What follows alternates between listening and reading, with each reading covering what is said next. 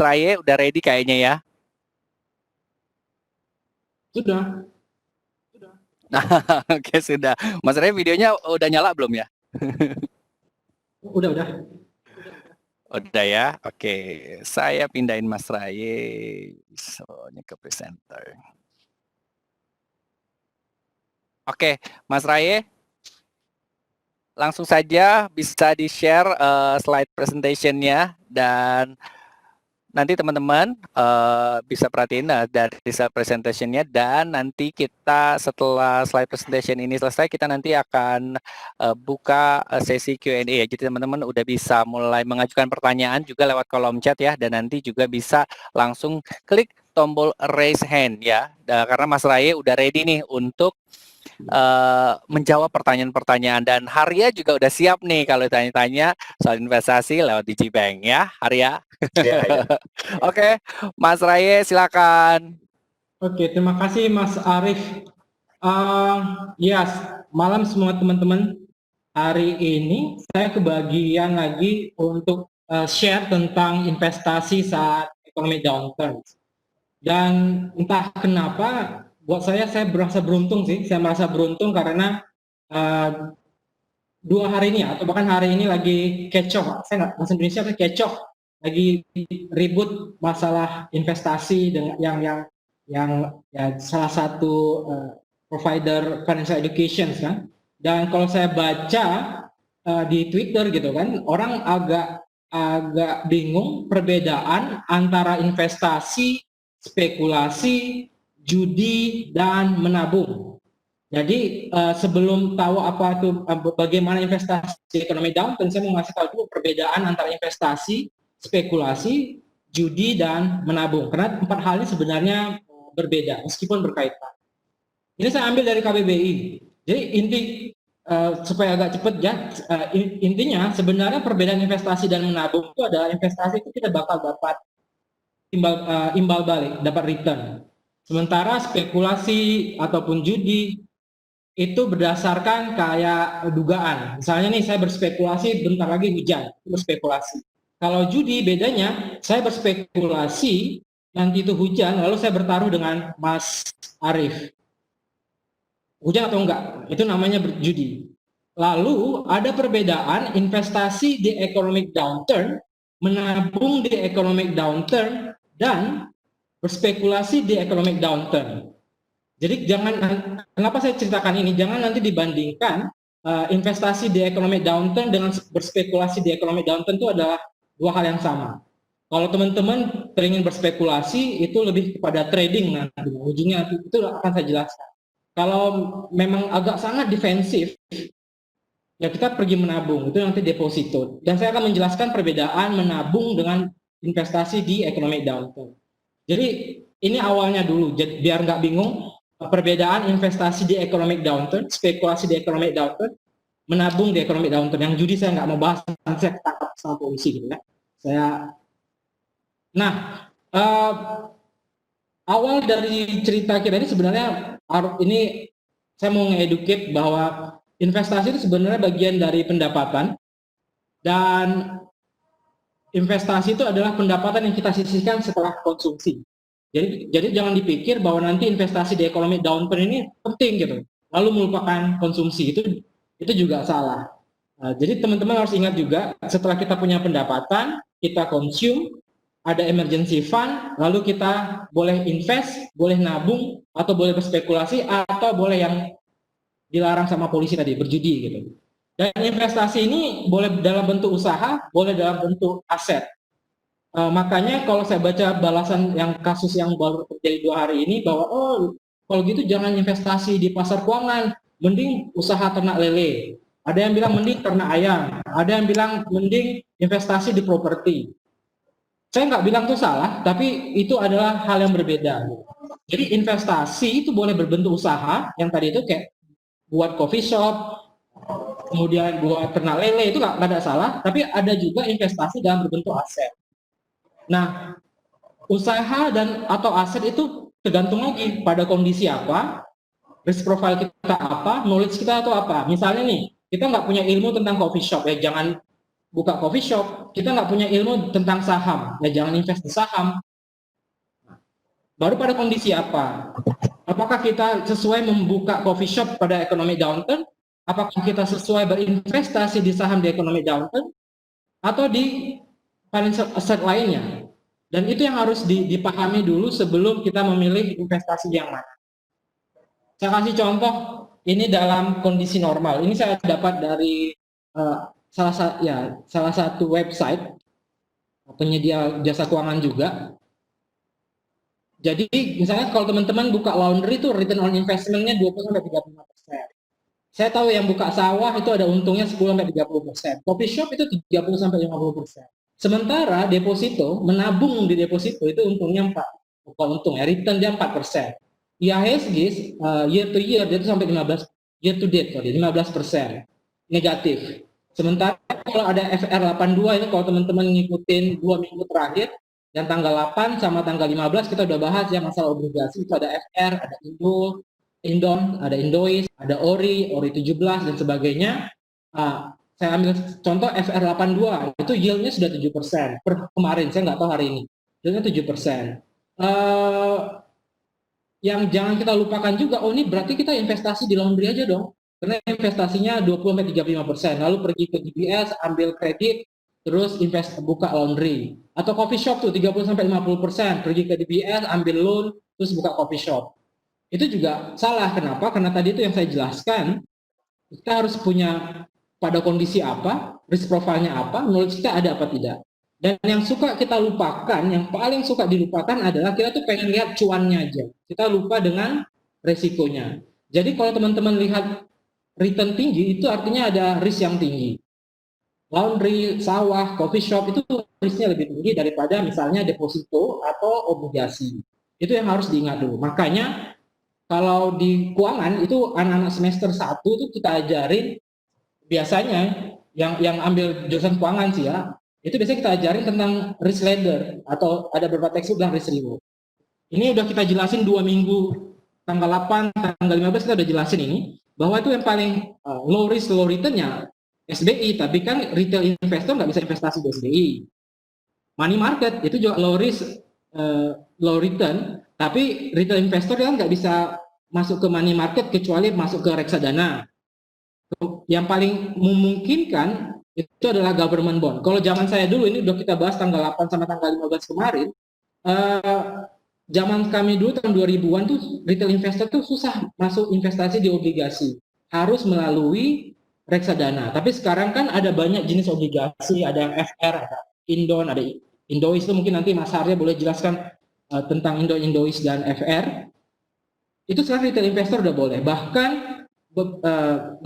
beda bank dia akan mempunyai minimum investasi yang berbeda. Misalnya mungkin kalau di DBS saya nggak tahu minimum investasi di FR dia berapa, di Indon dia berapa, di Indois berapa. Dan nanti itu makin naik. Corporate bond sampai sekarang belum boleh retail investor kecuali masuk reksadana.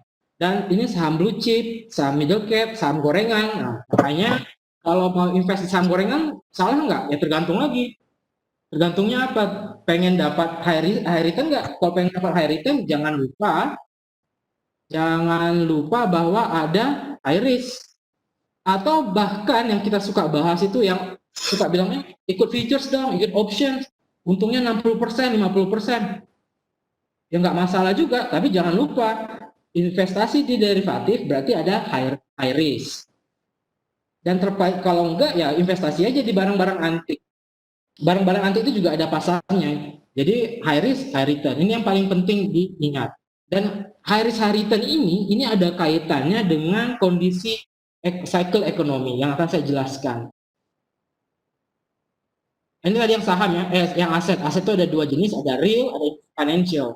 Kalau real boleh tanah, rumah, sawah, ternak sapi, ternak ayam, ternak lele. Kalau financial ada saham, ada derivatif, ada money market, ada obligasi. Tapi kalau untuk retail investor, especially ini saya emphasize dengan perkataan especially untuk yang beginner, yang pemula, itu biasanya kita invest ya di saham atau di obligasi atau mungkin di reksadana.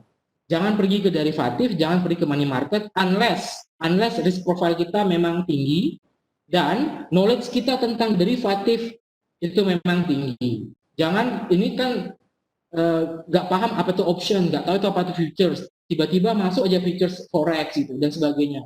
Jangan, pahami dulu apa itu derivatif, baru kita boleh ini kenapa decline? Oke, boleh invest di sana. Nah ini yang saya bilang tadi business cycle.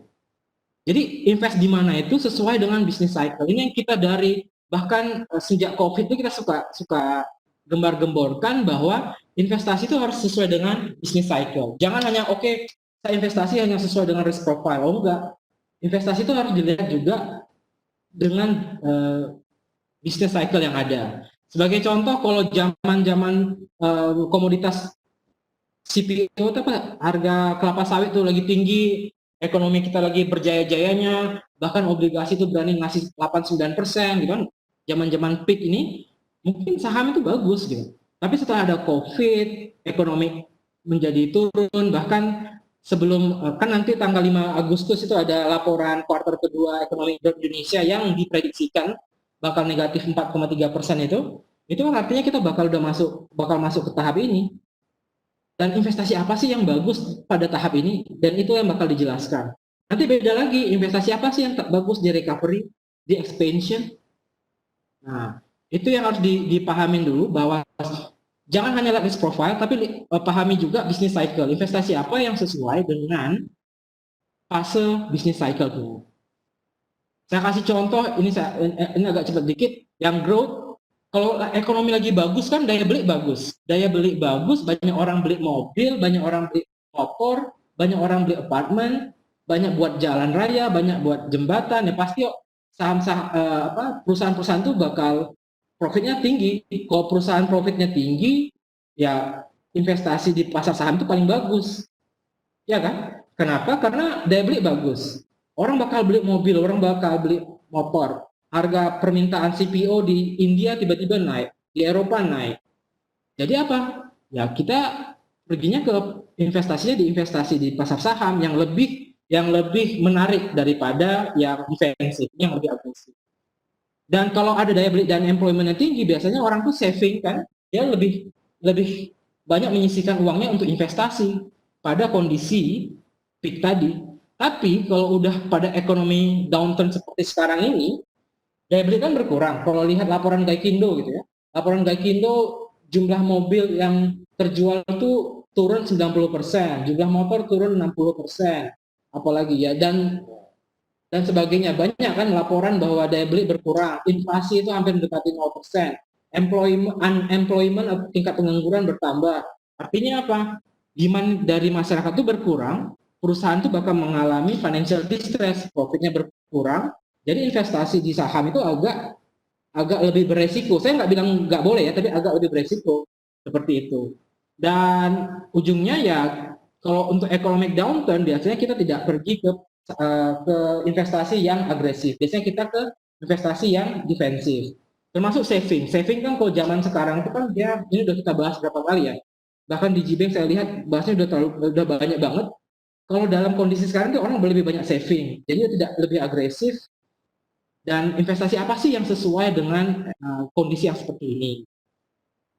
Saya munculkan lagi nih. Oleh karena itu, di dalam kondisi economic downturn ini, itu yang paling sesuai itu adalah financial asset yang lebih defensif, yaitu SBI, money market, atau government bond. Permasalahannya, kan tadi sudah kita ceritakan bahwa retail investor tuh nggak bisa beli ke money market tiba-tiba pergi, perusahaan farmasi, saya mau beli MTN-nya, medium tenure-nya, saya mau beli commercial paper-nya, itu nggak bisa untuk retail investor. Yang paling mantap, yang paling sesuai itu adalah government bond yang dijual kepada retail investor. Dan kenapa government bond ini sangat bagus diinvestasikan untuk retail investor? Karena logikanya seperti ini. Ketika ekonomi itu berkurang, decreasing, decreasing, pasti pemerintah akan menurunkan suku bunga.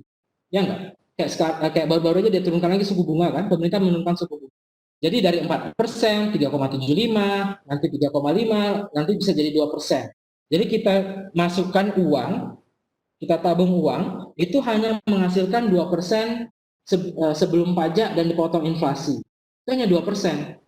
Sementara obligasi-obligasi retail, misalnya yang ORI 17 yang kemarin udah lewat, atau obligasi secondary market kayak FR, Indon, Indois, itu nanti mungkin Mas Arya boleh jelaskan, itu dia lebih menarik. Kenapa? Yieldnya 7% atau 6,5% yang ORI 17. Itu jadi lebih menarik. Kenapa? Kita invest di yang defensif kayak deposito itu hanya 2%, tapi kita invest di obligasi retail kayak ORI, FR, Indon, Indois itu yieldnya lebih besar. Oleh karena itu, paling sesuai untuk kondisi ekonomi downturn itu memang fixed income securities kayak obligasi. Ini contoh, salah satu contoh obligasi. Bisa nggak investasi di tempat lain yang defensif? Bisa. Banyak yang banyak defensive asset yang boleh teman-teman investasikan. Misalnya kalau sekarang ini kan orang pengen jual tanah gitu, ya nggak apa-apa beli tanah.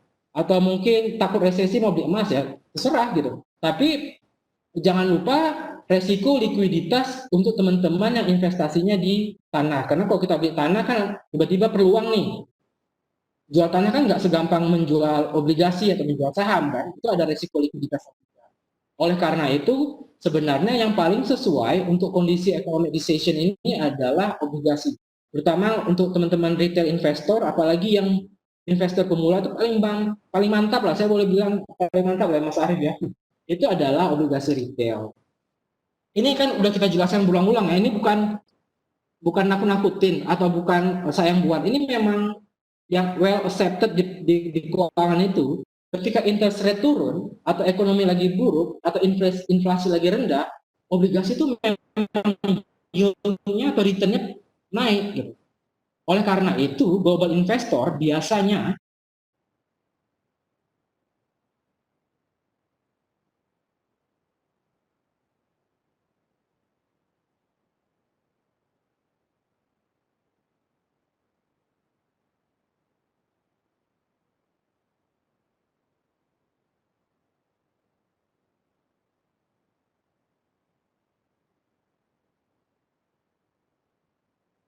Halo?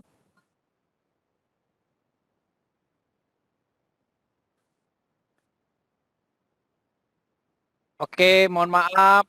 Kayaknya lagi ada technical error di tempatnya Mas Raye.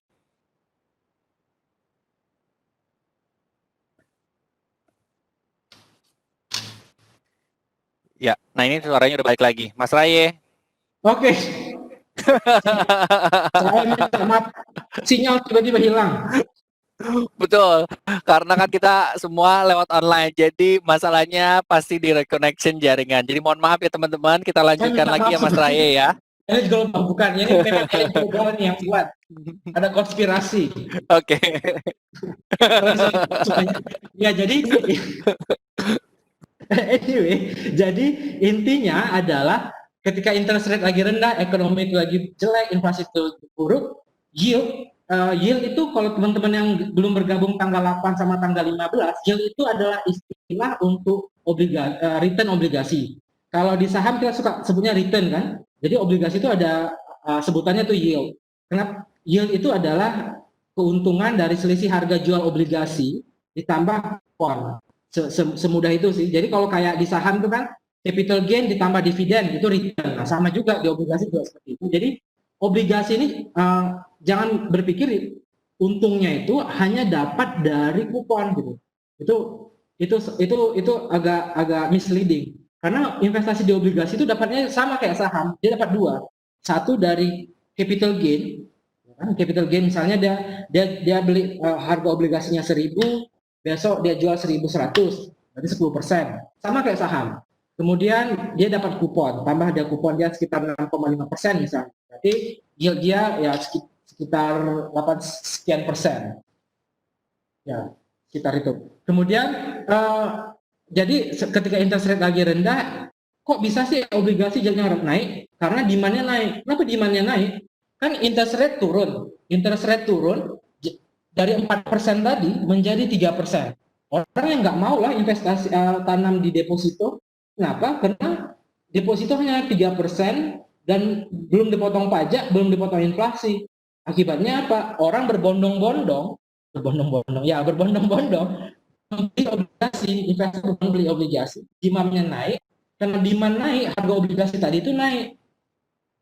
Nah, dia dapat akhirnya return yang lebih tinggi. Itu makanya kalau teman-teman sebenarnya kalau mengikutin yang tanggal 8 sama tanggal 15 di Gbank sama Big Alpha ini, kita udah jelasin bahwa ada kondisi teman-teman yang investor retail ini boleh investasi di obligasi retail yang secondary market. FR, Indon, Indois misalnya. Itu nanti mungkin Mas Arya boleh Pak Arya boleh jelaskan lebih panjang. Oh ya, saya rasa itu saja dari dulu, nanti boleh lebih banyak diskusi. Sekali lagi minta maaf tadi hilang. Terima kasih. Mas Raye, tapi tadi kendalanya langsung cepat bisa diatasin. Makasih ya Mas Raye ya. Oke, Harya? Iya ya. Harya ada yang mau tambahin nggak dari yang tadi disampaikan Mas Raye? Soal tadi ada Mas Raye, apa sih Mas Raye yang mau katanya nanti disampaikan sama Harya? Menarik sih sebenarnya, sebagai tambahan aja buat teman-teman, mau dari economic downturn ataupun economic lagi upturn, sebenarnya yang harus kita lihat itu adalah alokasi kepada yang sebelum masukin ke alokasi adalah saya setuju tadi dengan Mas Raye yang mengatakan bahwa kita tuh harus ngerti dulu apa sih instrumen-instrumennya ini. Jadi setiap instrumen, bahkan kalau teman-teman mau tadi ada disebutin sawah, itu ya kita harus ngerti dong cara mengelola sawah itu apa. Ini sawah mau ditanam apa, tanahnya jenisnya apa. Nah, sama kayak kita mau beli rumah, rumahnya ini apa sih, berapa luas tanahnya, di akte nanti ada berapa. Begitu juga kalau teman-teman mau lihat beli emas misalnya, saya bisa satu-satuin. Kalau beli emas nanti saya simpennya di mana. Teman-teman harus paham dulu sebelum teman-teman beli emasnya. Nanti ketika mau jual, apakah harganya sama kayak ketika saya beli, itu juga harus paham. Nah, sama kayak investasi tadi kan yang saya sebut sebelumnya ini yang real asset. Nah, kalau yang financial asset, nah ini juga teman-teman harus paham juga. Mas Raye sebut risk ladder tadi, ya dari SBI, apa sih itu money market itu pasar uang. Nah, kalau dari obligasi, nah obligasinya ini apa? Ini adalah surat utang. Surat utangnya siapa? Nah, yang khusus di BS Global itu adalah surat utang, surat berharga negara, yang mana itu adalah dijamin oleh undang-undang negara. Nah, pemerintah ini itu dalam tanda kutip itu berhutang atau meminjam kepada kita, daripada katanya meminjam kepada asing terus-menerus, lebih baik berhutang kepada kita. Jadi dari pemerintah tuh ingin memberikan edukasi bahwa masyarakat kita tuh harus bisa berpartisipasi dalam berinvestasi di surat berharga negara. Makanya ketika kami sebagai DG Bank dari Bank DBS, itu ketika kita ingin mengajukan untuk biar obligasi kita bisa dijual secara retail dengan minimum 1 juta, itu makanya kita langsung disetujuin. Nah, kenapa sih kok baru sekarang 1 juta? Dulu itu soalnya 100 juta, jadi semua masyarakat tuh nggak bisa berpartisipasi. Jadi kalau orang bilang ini hanya orang investasinya orang tajir nih, gue mau nabung 100 juta malah gue disuruh nyetorin 100 juta dulu. Nah sekarang mindset itu yang harus diubah sih. 1 juta itu udah bisa nih berinvestasi. Maupun kalau investasi financial asset yang lainnya. Nah, masuk ke selanjutnya yang teman-teman tuh harus lakukan adalah untuk mengantisipasi economic downturn. Kita sudah setuju sih kalau economic downturn itu paling parahnya, paling bottomnya, nggak pernah ada yang tahu bottom. Tapi kalau begitu udah lewat, nah bottom itu udah ketahuan, baru kita bisa bilang oke, itu bottom. Nah, kita agree yang paling parah-parahnya adalah ketika pada saat pertama kali kita PSBB tuh semua tutup, jalanan sepi, enak banget tuh kita nyetirnya. Saya paling suka tuh kemarin nyetir disuruh nggak boleh keluar, saya malah nyetir nih. Keliling lumayan refreshing. Nah, itu ekonomi kita tuh benar-benar turun tuh. yield aja waktu itu, yield obligasi, kalau teman-teman ikutin 2 webinar sebelumnya, biasanya yang kita jadiin acuan itu adalah 10 tahun obligasi yield Indonesia bond yield yang 10 tahun. Nah, yang 10 tahun itu di bulan Maret tuh sampai nyentuh bisa di 8,2 sampai 8,3% itu, wah itu lumayan banget. Tapi apa yang terjadi? Semua orang takut ini corona nih, COVID-19, which is katanya vaksin aja biasanya 5 tahun. Dan itu berlanjut sampai sekarang, tapi pemerintah, baik dari pemerintah Indonesia maupun dari pemerintah global di seluruh dunia, itu udah satu yang mereka udah mulai paham, bahwa lockdown itu malah membunuh dua-duanya. Bukan berarti pemerintah mau membiarkan kita, enggak, atau pemerintah, bukan hanya Indonesia yang buka lockdown ataupun kita mulai melonggarkan PSBB, tapi semua negara. Jadi semua negara itu udah paham bahwa pemecahan solusinya adalah ekonomi ini harus berjalan. Makanya ketika di bulan April recovery yang duluan recovery itu adalah dari sisi financial asset, walaupun secara real ekonomi itu masih tertati-tati, lebih better, lebih bagus, tapi memang masih tertati-tati. Nah, sampai dengan detik ini, berita yang secerca harapannya ya kalau teman-teman tahu lumayan rame, pemerintah kita juga lumayan nih, katanya aksi lobby G2G-nya, government to government-nya lumayan oke. Mereka lobby ke perusahaan di Europe sama di perusahaan China. Nah, dapat yang lisensi untuk vaksin coronanya. Itu yang terakhir kan kalau teman-teman dengar dari Sinovac tuh. Nah, walaupun uji klinisnya tahap ketiga, masih ada tahap keempat, masih panjang sih. Tapi yang kita takutin, yang pelaku pasar takutin, bahwa ini vaksin ini bisa ketemu sampai 3 sampai 5 tahun nih. Nah, nyatanya dalam waktu pertama keluar itu di Desember kan ya, coronanya. Dalam waktu 6-7 bulan udah ada nih, walaupun yang tahap ketiga. Jadi memang semua negara mempercepat. Makanya ekonominya mulai membaik. Nah, yang teman-teman lakukan apa? Ke depan makin membaik dong. Iya, kalau memang vaksinnya ketemunya besok nih. Tapi kan kita nggak tahu nih, semua masih tahap uji klinis. Nah, yang teman-teman paling bagus lakukan itu adalah mulai alokasi aset. Setelah teman-teman paham jenis instrumennya apa yang tadi saya udah sebutin, sawah kelolanya gimana, beli rumahnya gimana, ya selanjutnya adalah alokasiin aset. Yang pertama itu cash paling penting. Harus tetap pegang yang namanya cash. At any time, at any cost harus siapin cash. Nah, di kita dari Digibank juga ada berbagai macam rekening yang kita siapkan untuk teman-teman siapin cash-nya. Dari rekening biasa rupiah, dari rekening ada yang kita namanya Maxi account, itu ada di 4% per tahun, itu kita baru launching banget. Karena kita sangat-sangat aware bahwa dari economic downturn ini kita harus tetap pegang cash. Nah, yang kedua ya alokasiin selanjutnya yang teman-teman mulai paham tadi. Let's say udah 2 kali webinar nih sama Mas Aris, gue bosen nih lihat Mas Arif sampai gue sama Mas Raya misalnya, gue sampai paham nih, gue sampai ngelotok nih obligasi. Dan beli obligasi, alokasiin sesuai yang teman-teman paham. Jadi secara hukum dari investasi itu satu strategi, satu formula strategi itu doesn't fit to all individual. Jadi setiap orang, satu dengan orang yang lainnya itu berbeda strategi investasinya. Yang paling tahu siapa? Diri kita masing-masing.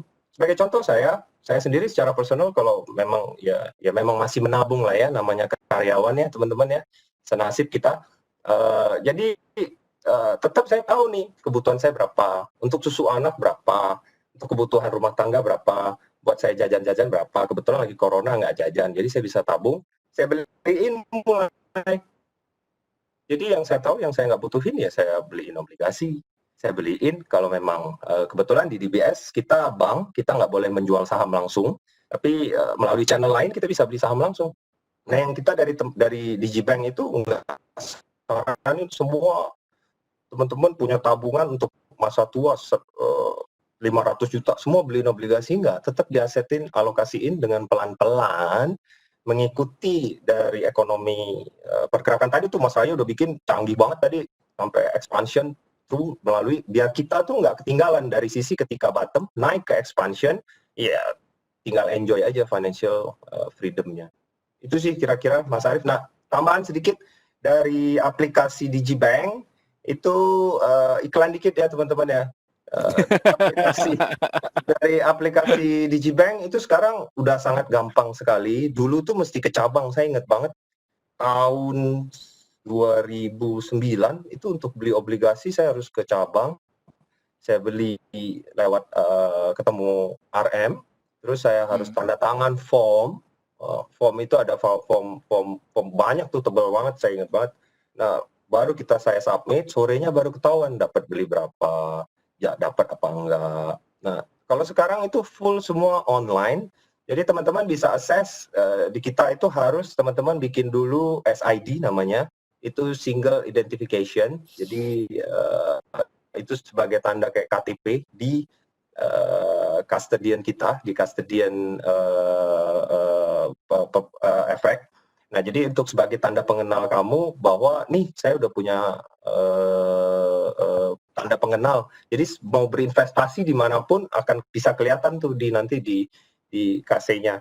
Nah, setelah bikin SID, teman-teman itu akan diberikan beberapa pertanyaan. Tujuannya apa? Biar teman-teman itu aware, biar teman-teman itu nyadar bahwa cocok nggak sih obligasi ini untuk tingkat resiko saya. Nah, nanti akan ditanyain teman-teman, dananya ini butuh sampai berapa tahun?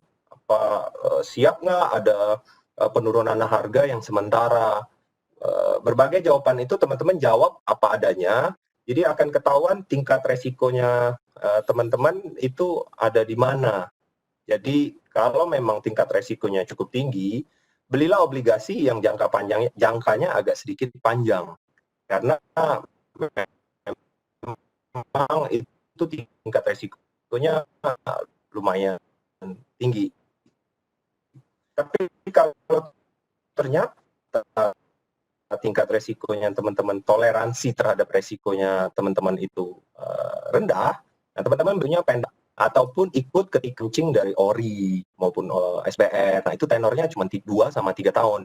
Sedangkan kalau FR itu kebanyakan di atas 5 tahun, tapi yang paling pendek itu cari yang. Nah, jadi sesudah menjawab pertanyaan itu tinggal beli. Setelah beli ngapain? Duduk manis, terima kupon, traktir saya, Mas Arief sama Mas Rai. Jadi kalau mau dapat passive income, udah tahu dong yang mesti investasi kemana.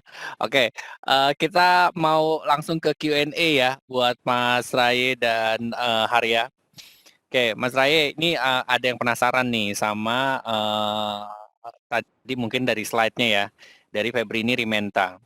Kalau emas kan investasi tetapi dalam bentuk emas batangan.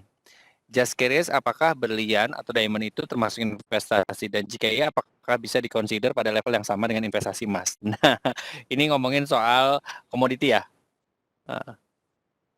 Siapa yang mau jawab duluan? Mas Raye atau? Boleh. Jadi, nah silakan.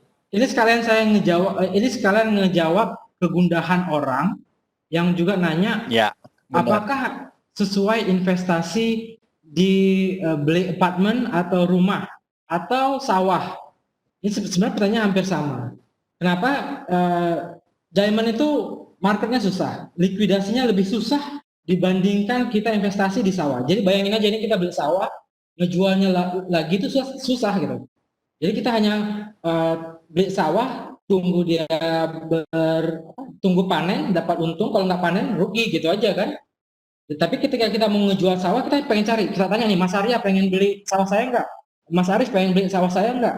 Tapi jadi mungkin Mas Arif dan Mas Arya nggak pengen beli sawah. Jadi kan akhirnya barang sawah itu tahan aja sampai entah berapa puluh tahun, nggak saya lebay sih, sampai berapa lama gitu kan.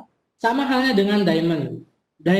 Diamond tuh kalau saya pribadi dia nggak bisa disamakan dengan emas. Emas tuh ada paling tidak dia ada market konsensus market price tuh.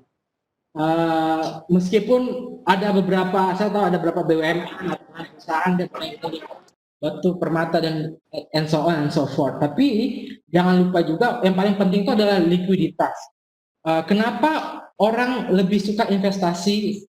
Misalnya kayak saya sebut nama, misalnya kenapa Bill Gates, Warren Buffett dia lebih suka ke financial asset? Dia ada portfolio ke financial asset karena dia lebih liquid. Jadi ketika tiba-tiba nih recession ini kayak kata Mas Harya kan kita nggak tahu bottomnya. Sampai tahun depan ternyata saya nggak doain. Sampai tahun depan ternyata COVID itu nggak selesai-selesai, ekonomi turun terus sampai minus 20. Contoh, saya nggak doain. Akhirnya apa? Dia pasti perlu uang untuk beli makan. Pas ketika perlu uang beli makan ini, dia terpaksa cari. Kalau dia punya sawah, misalnya Bill Gates punya sawah, dia tanya, Mas Arief mau beli sawah saya nggak? Mas Arief bilang nggak bisa, saya nggak mau beli sawahnya. Terus kalau yang saham, kalau memang nggak ada yang beli, dia boleh jual di pasar nego. Kalau sama dengan obligasi. Tapi kalau diamond itu susah sih, buat saya susah. Lebih susah daripada emas kalau saya pribadi. Jadi maksud saya gini sih, jangan melihat risk and return itu, jangan lupa juga melihat masalah liquidity risk. Sejauh apa aset itu liquid. Kalau dari saya seperti itu sih, Mas Arya dan Mas Ari.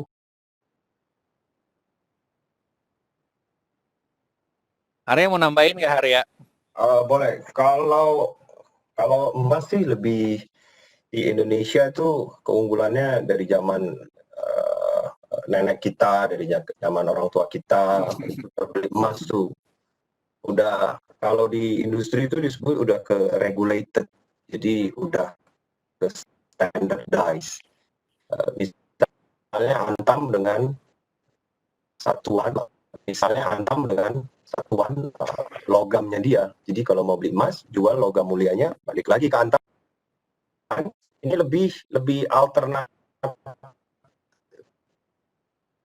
Kalau kita sebut itu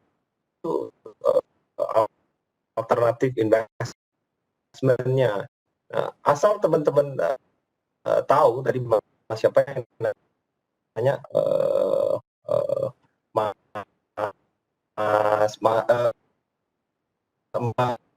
Mbak Febri ini kan ya.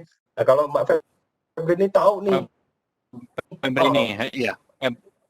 Saya mah tiap hari saya bisa ngecek nih harga berlian saya. Ada kok yang siap beli. Dan itu termasuk yang namanya investasi. Investasi satu tahun berapa nih? Satu tahun ke belakang. Kalau harganya misalnya mbaknya beli di 20 juta, terus ternyata tahun ini 10 juta, tahun depan 5 juta, itu namanya harga motor sih. Motor turun tuh.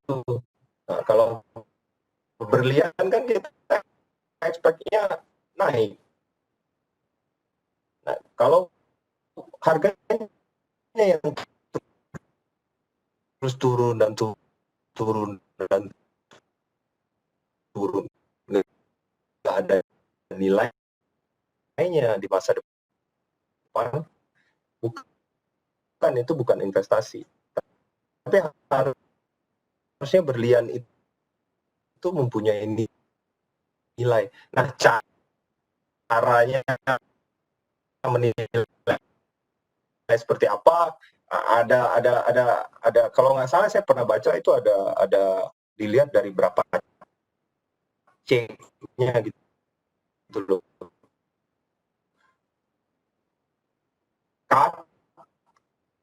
Kalau nggak salah, terus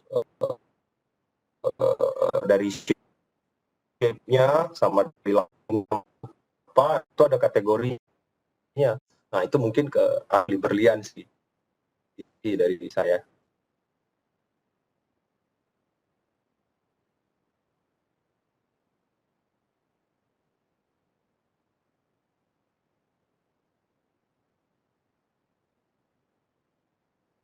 Lanjut pertanyaan berikutnya ya.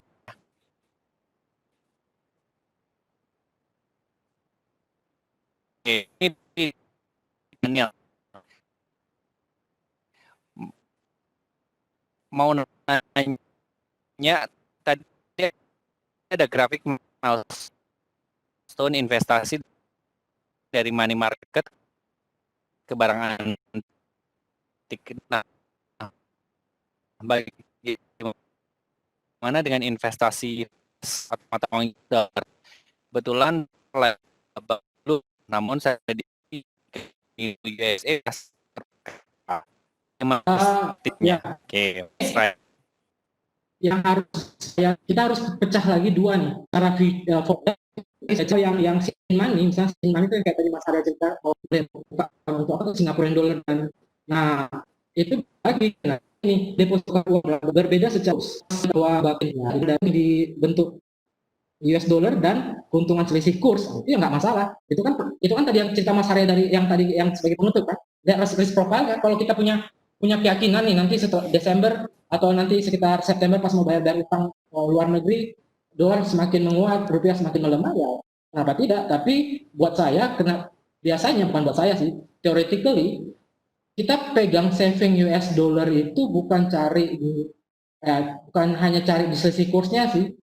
Itu kalau dari perspektif saya. Jadi kalau dari resikonya tentu dia lebih tinggi daripada deposito dan ya kalau nanti mungkin Mas Harya boleh berbeda argumen lah. Kalau buat saya dia masih lebih tinggi resikonya daripada obligasi retail karena fluktuasi kurs tadi kan. Kita kan bukan dukun. Kalau tadi saya punya ilmu dukun bisa tahu ini pasti nih September bakal melemah rupiah. Why not? Tapi kan ini fluktuatif, karena fluktuatif itu artinya resikonya lebih tinggi. Jadi buat saya dia akan lebih tinggi bukan daripada money market, bahkan daripada obligasi pemerintah. Untuk yang saving account di US dollar yang mencari selisih kurs. Itu kalau dari saya sih Mas Arya. Kalau Mas Arya gimana? Kalau saya lebih suka nih perspektifnya Mas Daniel nih. Kalau saya lihat perspektifnya udah bener nih.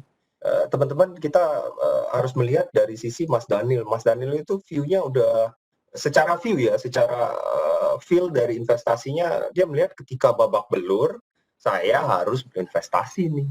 Nah, kebetulan yang lagi diperlihatkan ini adalah yang mata uang US dollarnya, mata uang US dollarnya lagi babak belur, saya mau berinvestasi.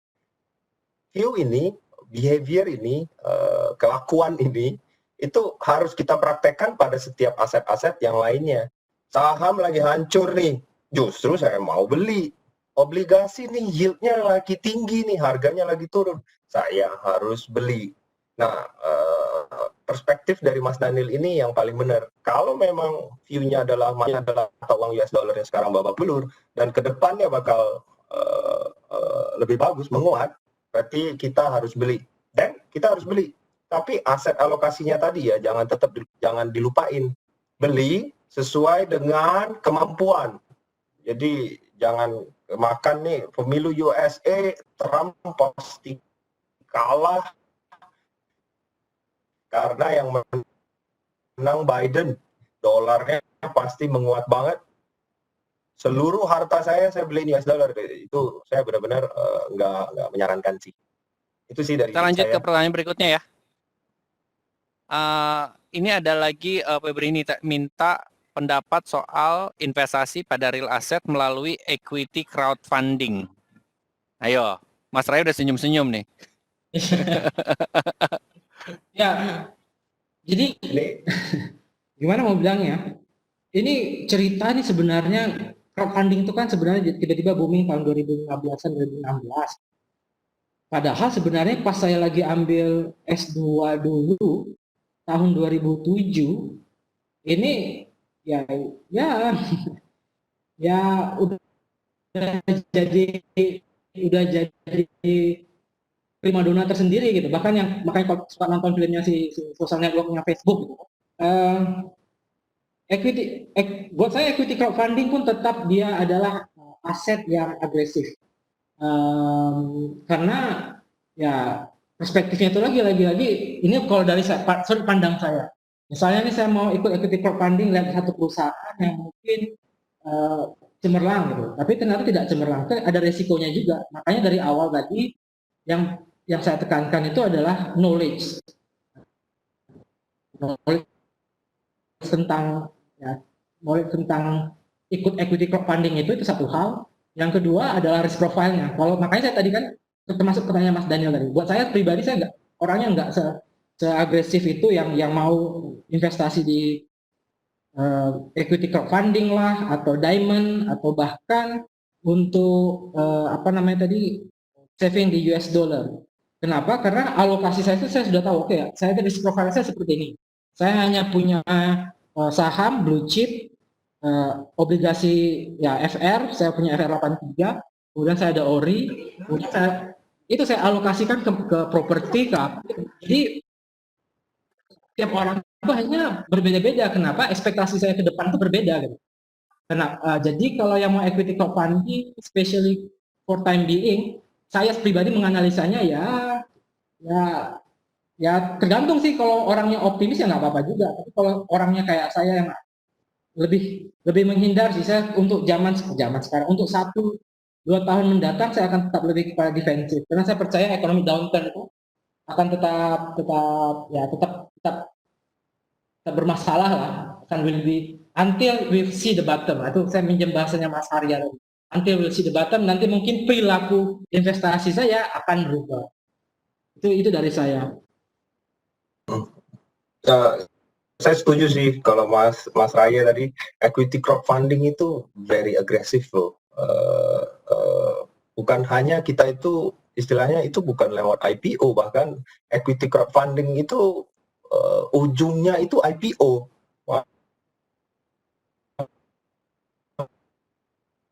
Ya teman-teman ya, dia crowdfunding, dia ngumpulin massa tuh, nih mau beli gak? Berdasarkan apa? Berdasarkan janji-janji si founder.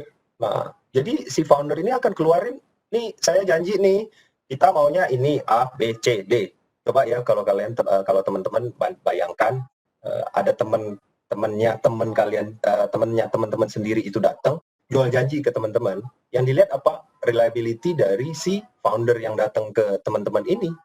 Saya mau pinjem dong duitnya, nih punya kepemilikan saham. Nah itu very agresif, karena teman-teman itu bisa keluarnya hanya melalui dua. Yang pertama adalah jual sesama yang mau beli, itu pasti. Yang paling gampang nungguin IPO. Nah IPO-nya itu dulu sih secara rata-rata yang ngumpulin equity crowdfunding itu cepet. Zaman Facebook dulu awal-awal, zaman masih booming-boomingnya startup, itu cuma butuh waktu 5-6 tahun on average semua startup yang ada di US maupun yang ada di Asia. Kalau sekarang rata-ratanya sejak zaman Snapchat ke sini deh, itu mulai dari equity dia keluarin seed sampai IPO itu makan waktu 10-13 tahun loh. Nah asal Mbak Febri ini tahan, pegang, nggak butuh dananya sampai untuk 10-13 tahun, dan percaya si foundernya ini nggak jual janji, why not? Tapi kalau bagi saya pribadi, sama saya kayak Mas Raye, saya belum sih ke arah sana. Itu sih, karena itu very agresif, dan perilaku saya secara berinvestasi belum ke sana. Oke, kita lanjut ke pertanyaan berikutnya ya. Ini kita mulai ke obligasi nih. Ada yang bertanya, apakah obligasi sekunder itu liquid? Apakah kayak bisa beli sekarang, jual besok? Kemudian siklus baik turun obligasi bagaimana? Kalau di saham kan setiap hari ada pergerakan. Oke, ini bisa kita jawab dulu sih ini. Kalau obligasi yang dijual sama DBS termasuk obligasi pemerintah, dan itu kita jamin liquid. Jadi itu trader kita sendiri yang bukan trader kita lah ya, teman-teman itu nggak perlu cari sendiri pembelinya siapa, nggak. Begitu teman-teman beli, teman-teman mau jual, biar DBS yang ngaturin siapa nanti yang mau belinya, itu pasti ada. Jadi apalagi obligasi pemerintah itu kan dijamin oleh undang-undang ya, jadi peminatnya itu banyak banget. Nah, peminatnya banyak yang mau beli, jadinya liquid. Tapi coba kalau kita bandingin sama berlian tadi, peminatnya nggak banyak, jadi nggak liquid. Nah, tapi kalau obligasi, apalagi obligasi pemerintah, itu liquid. Nah, kalau pergerakan harganya ada, sama kayak saham. Nah, kalau teman-teman akses aplikasinya Digibank, di situ teman-teman bisa lihat tuh pergerakan harga 1 bulan, 3 bulan, 6 bulan, itu seperti apa sih? Itu kurang lebih sama sih pergerakan harganya sama seperti, bukan secara perilaku pergerakan ya, bukan, tapi pergerakan ada gerak nggak harganya sama kayak saham, ada sama, cuman secara perilaku ya lebih ganas saham, lebih agresif saham. Itu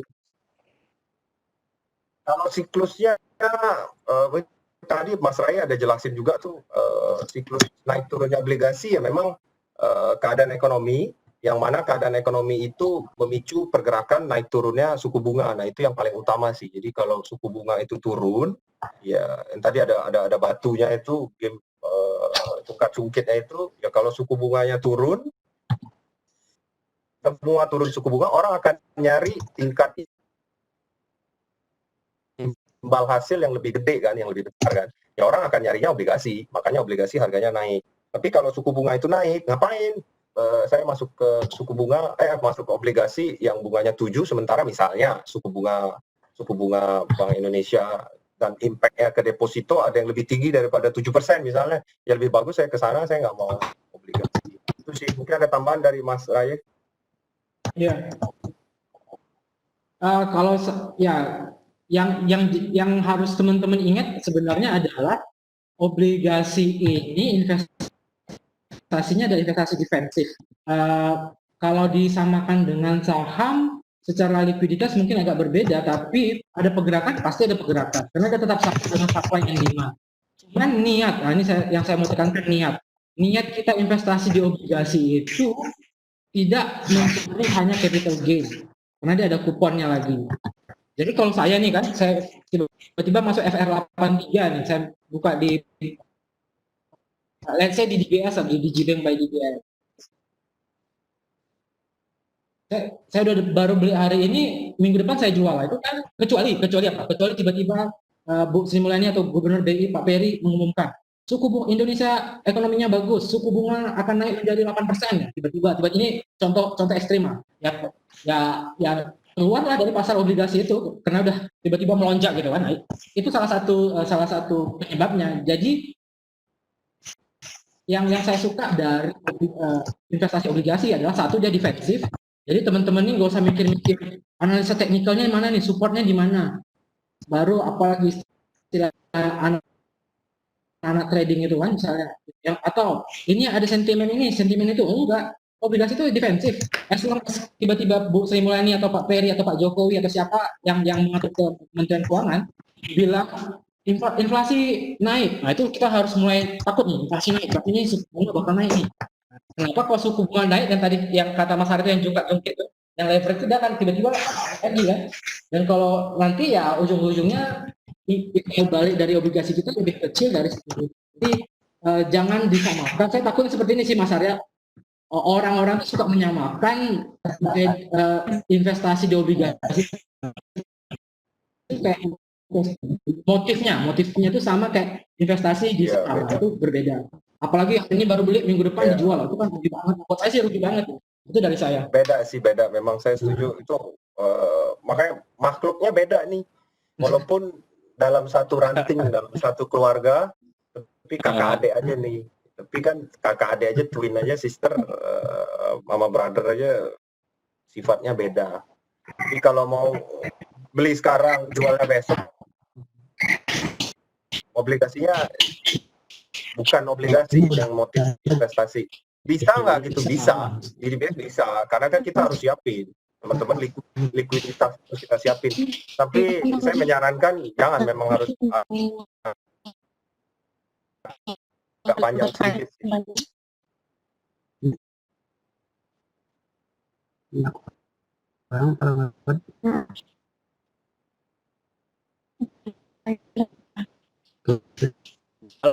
Halo, suara saya kedengeran kan? Oke, tadi soalnya saya sempat giliran saya yang reconnecting. Oke, lanjut ke pertanyaan berikutnya ya. Oke, tadi soal crowdfunding ya. Oke, dari Idar. Dari Albert. Apakah beli obligasi di DBS ada biaya-biaya tambahan? Harya, boleh dijawab? Di DBS nggak ada biaya tambahan. Jadi yang teman-teman itu beli adalah sesuai harga. Cuman yang teman-teman akan kena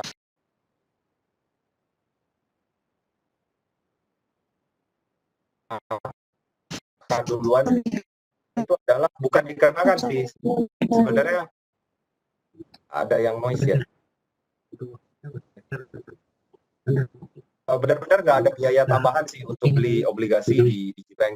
Tapi ada bunga berjalan, nah itu udah di otomatis dihitung sih nanti dari selisih dari teman-teman beli sekarang, dari sebelum pembayaran kupon. Nah, itu teman-teman harus dalam tanda kutip nalangin dulu, tapi nanti ketika terima kuponnya itu teman-teman akan terimanya full dalam dari terakhir pembayaran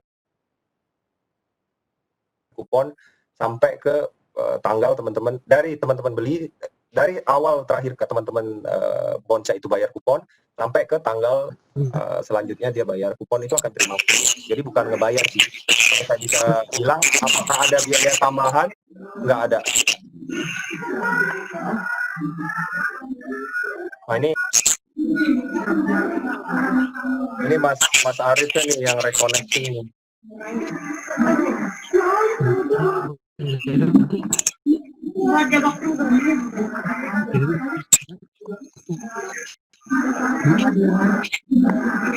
Halo? Ya, reconnecting ya. Oke. Sorry ya teman-teman, ada sedikit kendala teknik. Arya masih bisa dengar saya nggak? Mas Arya masih bisa dengar saya? Bisa.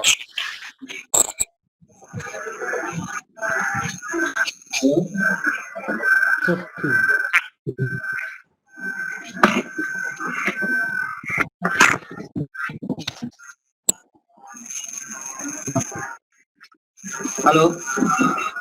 Halo. Oke, lanjut ke pertanyaan berikutnya ya.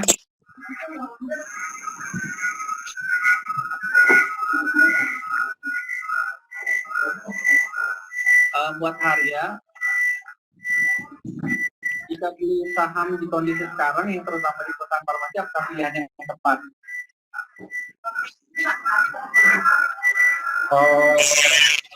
Kalau untuk beli perusahaan yang di perusahaan farmasi, apakah pilihan yang tepat? Ini lagi tren nih kalau ngomongin saham nih gara-gara vaksin kemarin kan, apalagi kalau Bio Farma itu BUMN. Sebenarnya dari Digibank itu kita nggak ada cover sampai ke saham. Jadi yang kita lakukan adalah kita percayakan kepada manajer investasi. Manajer investasi itu siapa? Kita ada partner-partner yang memang kita udah melalui proses yang panjang untuk kita lihat sebagai ini orang yang memang reliable, yang memang bisa kita percayain untuk mengelola triliunan dana-dana dari customernya IBS. Nah, kita percayain kepada manajer investasi. Mereka bilang perusahaan farmasi itu bagus nggak? Karena ada Bio Farma kan ya, apalagi katanya ada dua anak perusahaannya Bio Farma tuh yang melantai di bursa. Itu boleh dibeli nggak? Nah, kita percayain aja kepada manajer investasi. Kalau mereka gedein di sektornya farmasi, ya saya jadi ikutan untung. Padahal saya nggak perlu siapin dana, langsung beli sahamnya langsung ke sana. Jadi yang paling bijak adalah ikut yang di reksadana. Biarkan manajer investasi yang membeli perusahaan farmasi karena mereka sangat kenal luar dan dalam daripada perusahaan sektor-sektor di farmasi. Nah, ini ada pertanyaannya Mas Angga, kebetulan mirip nih. Apakah fitur beli reksadana tersedia di Digibank? Untuk saat ini fitur reksadananya masih kita develop, bukan karena kita nggak mau, tapi kita mau siapkan adalah proses yang sangat-sangat smooth, sangat-sangat lancar buat teman-teman itu nanti beli daripada kita ujuk-ujuk, nih kita pasang biar bisa beli. Malah jadinya teman-teman sulit untuk mengakses, jadi kita ingin siapin benar-benar nih, lagi pandemi gini juga lagi disiapin nih fitur untuk beli reksadana. Itu Mas Arif. Oke, lanjut ya. Nah, di saat investasi downturn seperti ini, sebaiknya investasi di obligasi retail saja. Bagaimana dengan ST dan bagaimana dengan investasi tabungan emas yang tidak perlu memikirkan tempat penyimpanan dan lebih liquid daripada emas batangan? Ini tadi sempat dibahas ya di awal. Oh, oke. Ini obligasi retail itu ST itu sama sih, sukuk tabungan itu juga termasuk obligasi retail.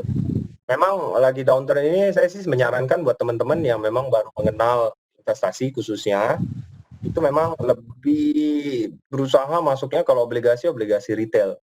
Selain dia menawarkan kupon itu lebih tinggi daripada deposito, dan juga memang ini dikhususkan untuk retail.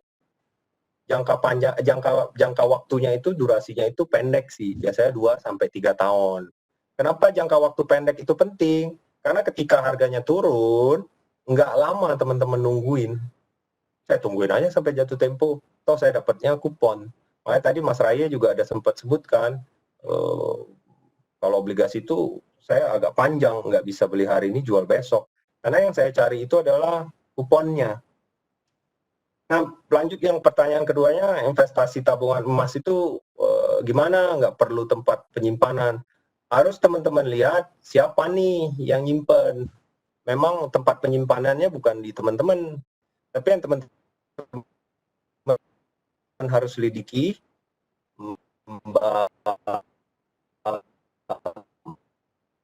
Mbak Anissa ya ini ya. Nah, sebenarnya Mbak Anissa harus ketahuin adalah yang Mbak Anissa percayakan, ini jujur kita belum bisa beli emas. Tapi kalau Mbak Anissa ada misalnya perusahaan yang menawarkan tabungan emas nih, nggak perlu tempat simpan lagi, ya percaya nggak tempat nyimpennya? Kalau percaya, silahkan tetap alokasiin, jangan langsung cemplungin semua. Nggak baik kalau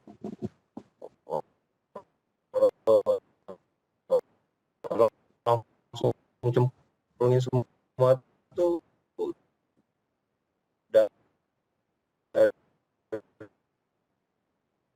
dari pelaku pasar juga nggak menyarankan sih kita langsung full. Oke.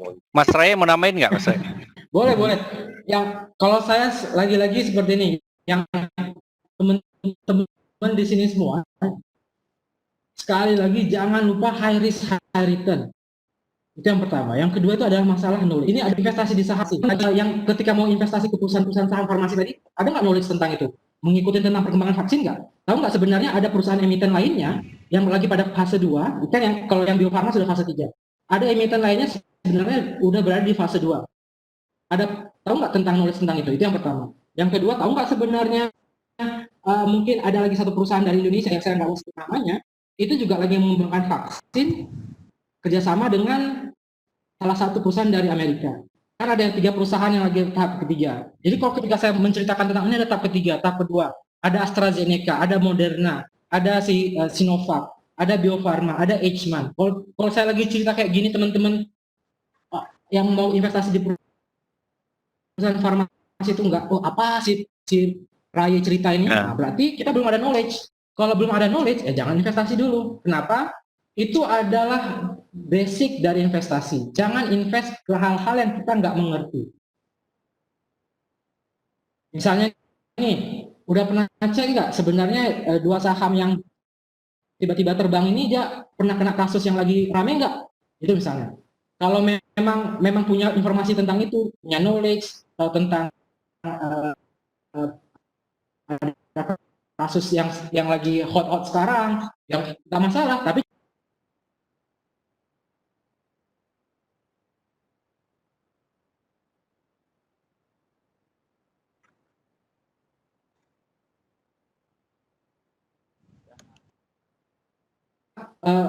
boleh Pak, boleh. Itu kan teman-teman yang kalau punya knowledge ya nggak masalah.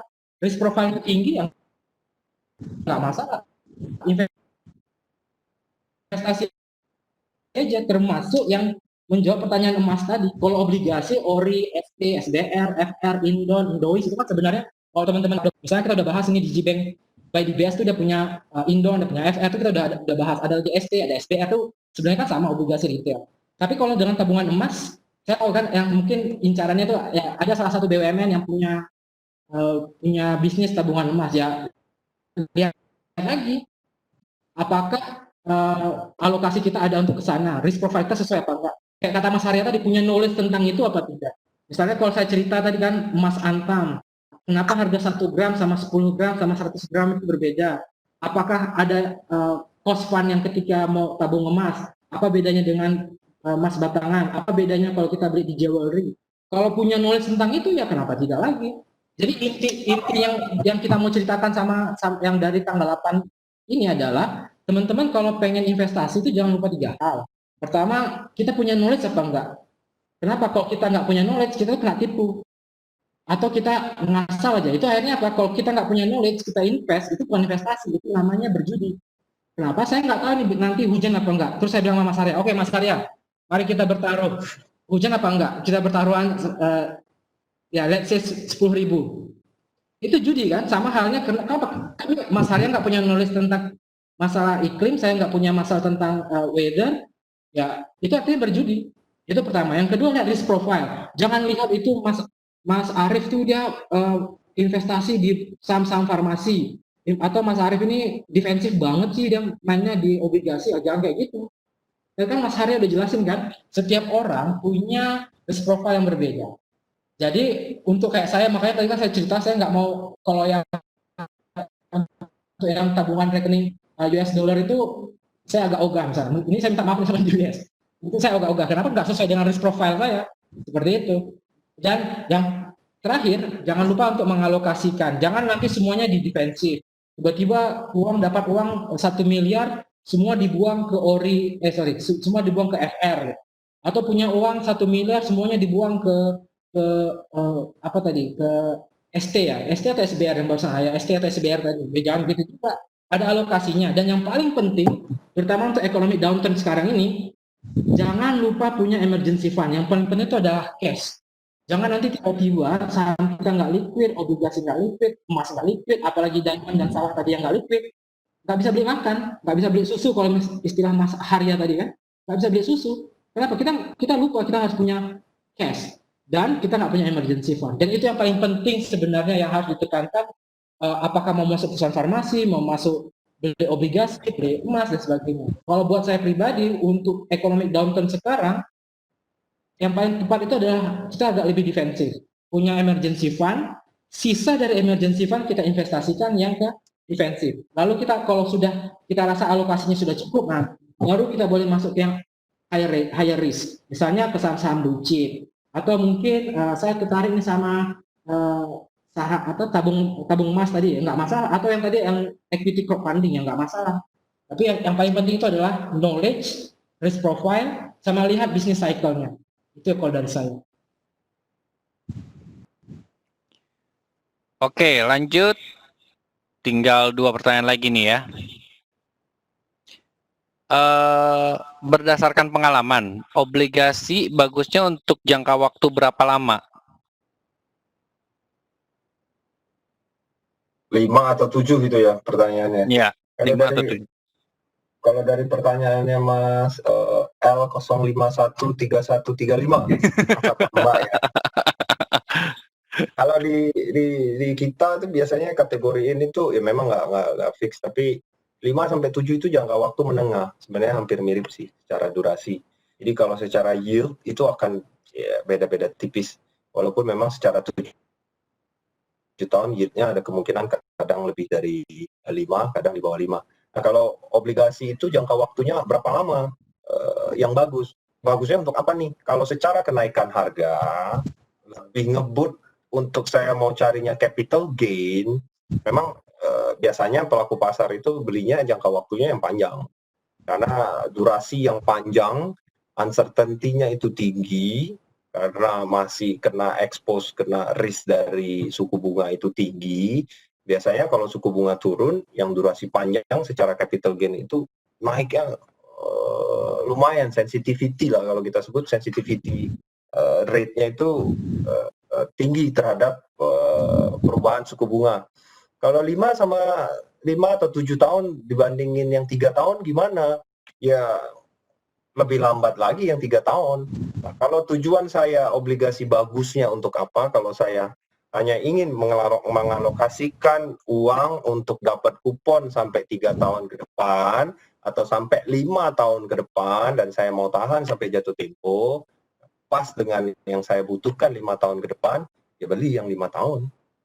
Ngapain beli yang 30 tahun? Kecuali memang mau lihat secara forecast suku bunga BI ini. Banyak pelaku pasar bilang BI mau turunin lagi 1 kali suku bunga. Ada sih beberapa yang bilang enggak, cuman sebagian besar 80% ke depan bilang bakal ada 1 kali lagi untuk turunin suku bunga. Wah ini bagus nih, kayak Mas Daniel tadi tuh. Perilakunya udah benar nih, harusnya kita beli nih. Ya beli yang agak panjang, di atas dari 5 sampai 7 tahun. Itu sih kalau dari saya. Oke, Mas Raya nanya dikit Mas Raya. Ya, intinya itu kayak kalau saya nambahin dikit. Intinya itu kita mau lihat setelah 5 tahun ini kita perlu dananya apa enggak, atau sekitar 10 tahun dananya ada apa enggak? Setelah 30 tahun perlu dananya apa tidak gitu. Dan jangan lupa kalau di apa namanya di obligasi itu sebenarnya semakin panjang itu sebenarnya resikonya semakin tinggi. Ya kalau istilahnya Mas Arya tadi kan uncertainty-nya semakin, resiko itu sebenarnya major uncertainty. Jadi semakin tinggi itu semakin itu. Jadi mana yang sesuai? Nah kita lihat lagi setelah 10 tahun perlu dana apa tidak? 5 tahun apa tidak? Makanya dari awal nih, ini saya tekankan lagi, dari awal kita pas mau investasi ini kita udah mikir, oke, setelah 5 tahun saya pengen dapat uang segini, makanya saya investasi ke ORI 17 atau ke FR lah, atau Indois misalnya. Atau mungkin saya mau ke saham untuk 3 hari mendatang atau berapa. Itu dasar investasi banget.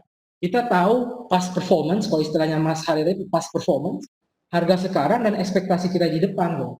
Jadi jangan asal beli, ini kata Mas Arif ini karena obligasi ini sesuai untuk masa ekonomi downturn, satu aja. Ya jangan gitu juga.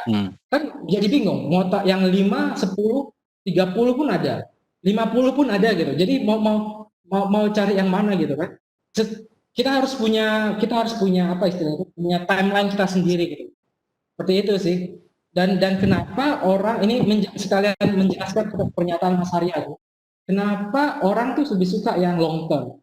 Karena kita punya asumsi Indonesia itu setelah 50 tahun, setelah 30 tahun dia akan menjadi negara maju. Kalau negara maju, inflation rate-nya, interest rate-nya itu biasanya kecil. Makanya lihat Jepang tuh sampai minus 0,7 kan. Jadi makanya mereka punya ekspektasi investasi di obligasi jangka panjang. Itu nanti ada perhitungan sensitivitinya tuh beda lagi cerita. Tapi kenapa orang tuh suka yang global investor tuh suka yang 30 tahun atau 20 tahun ke atas, karena kita tuh punya ekspektasi Indonesia kayak Malaysia lah ya. Dia punya rencana 2050 dia dapat di negara maju. Indonesia kayak yang ya Pak Jokowi juga ada rencana kan 2030 paling tidak, ya nggak sempat sih ya, paling tidak dia sudah menuju negara maju, atau 2050 kan negara maju itu nanti kan secara otomatis secara ekonomi dia beradaptasi, inflationnya bakal kecil, interest rate-nya bakal kecil, jadi harganya tuh jadi tinggi lagi gitu. Jadi itu sih kenapa menjelaskan kenapa orang tuh suka yang dengan obligasi yang maturity-nya panjang. Itu yang pertama. Yang kedua, jangan lupa investasi. Yang pertama tadi investasi, jangan lupa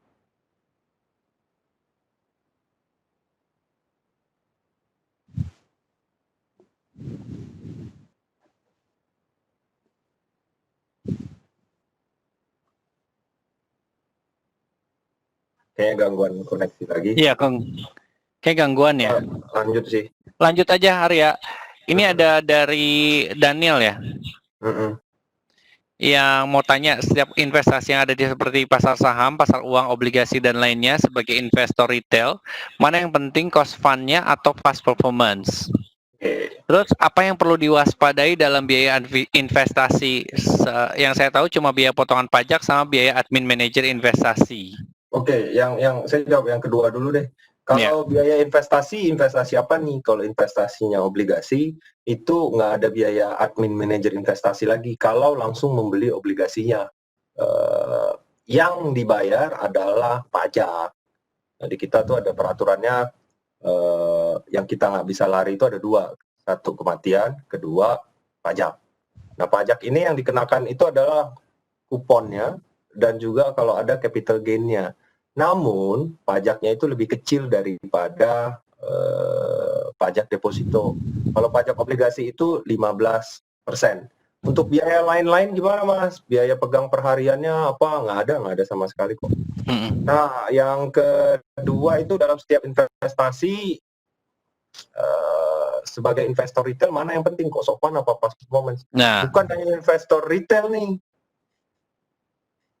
investor gede juga pentingin yang namanya cost of fund dan past performance. Jadi bukan atau nih. Yang ketiga tuh harus lihatnya adalah, yang paling penting adalah future performance-nya gimana, gimana cara saya exit, itu yang paling penting Mas Daniel. Jadi kalau mau beli sawah, rumah, berlian, obligasi, yang mana aja, mau beli US dollar, pound sterling, yang paling penting itu adalah cost of fund-nya berapa, setiap harinya saya kena berapa, biaya apa aja yang saya kena. Yang kedua, yang lalu-lalu gimana nih, sawah ini bagus nggak? Kalau tanahnya kering banget, mau ngapain saya beli sawahnya? Yang paling penting ditambah, yang ketiga adalah future performance-nya gimana? Yang akan datangnya gimana nih, saya bisa keluarnya? Kalau yang keluarnya, wah ini sawah prospeknya sih bagus banget nih sawah, orang lain, biasanya petani 2 kali panen nih, tanah tiap hari bisa panennya, ya itu kan bagus, berarti saya bisa jual panennya kemana? Nah itu penting. Jadi kalau pertanyaannya cost of fund atau past performance, dua-duanya penting banget loh itu. Ditambah gimana saya keluarnya nanti kalau saya untung itu. Nah kalau di obligasi teman-teman, kalau beli di Digibank itu ketika beli keluarnya juga bisa lewat DBS ya jualnya. Nggak perlu cari pembeli lagi. Nggak perlu udah beli FR82 terus besok nyari Mas Arif, beli dong pembelinya Mas, nih saya mau jualan nih. Enggak, langsung aja di obligasi, di aplikasinya tinggal pencet jual, udah jual, dananya masuk. Memang ada harganya berapa pada saat teman-teman mau jual itu sih. Nah ini ada saya sedikit nyinggung pertanyaan berikutnya nih, kebetulan kebaca. Apakah ada obligasi perusahaan? Nggak ada ya teman-teman, di kita belum ada untuk jual obligasi perusahaan, itu dari Mas Ayub ya kalau nggak salah. Nggak ada. Dan tadi juga ada pertanyaan, apakah harga obligasi kita di bank lain sama apa beda? Nah, saya bertanya dulu nih, teman-teman lihat harganya melalui apa? Kalau yang membeli obligasi lewat online dan minimumnya 1 juta, itu cuman ada di DBS, di Digibank. Nggak bisa dibandingin dengan bank lain.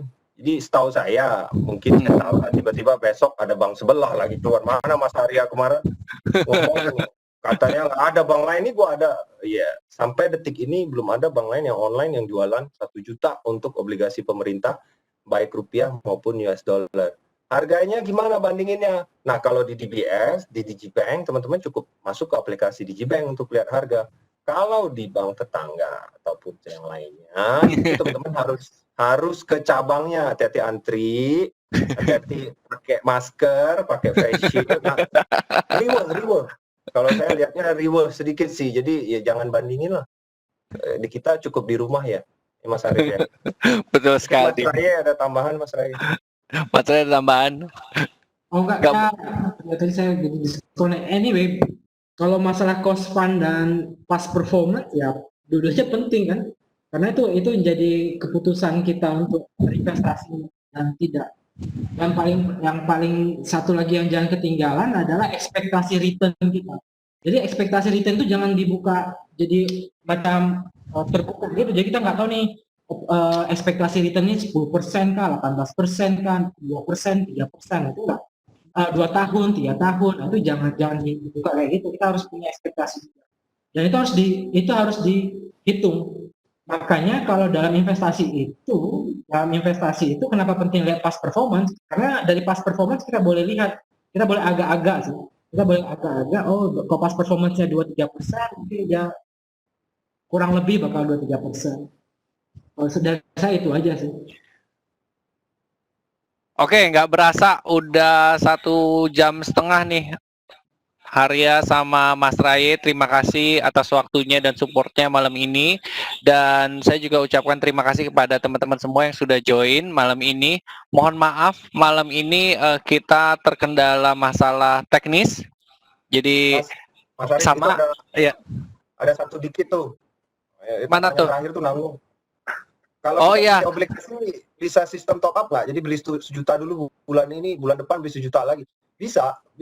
Nah, boleh tuh dikasih. Di Digibank bisa. Jadi kalau teman-teman mau investasinya 10 juta gitu, tapi nggak mau langsung beli, kan kita bilang tadi, Mas Raya tadi dia bilang sesuai ekspansi dari ekonomi dunia maupun Indonesia, mau bertahap nggak beli, kita mesti bertahap. Bisa nggak melalui Digibank? Itu bisa ya. Jadi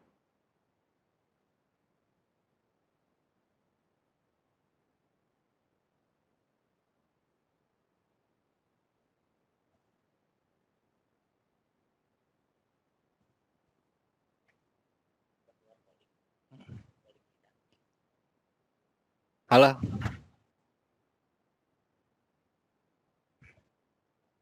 Halo. Ya, ya. Ya, Silakan, Oke. Mas Arif. Udah. Ya, oke, udah semua ya, sudah terjawab.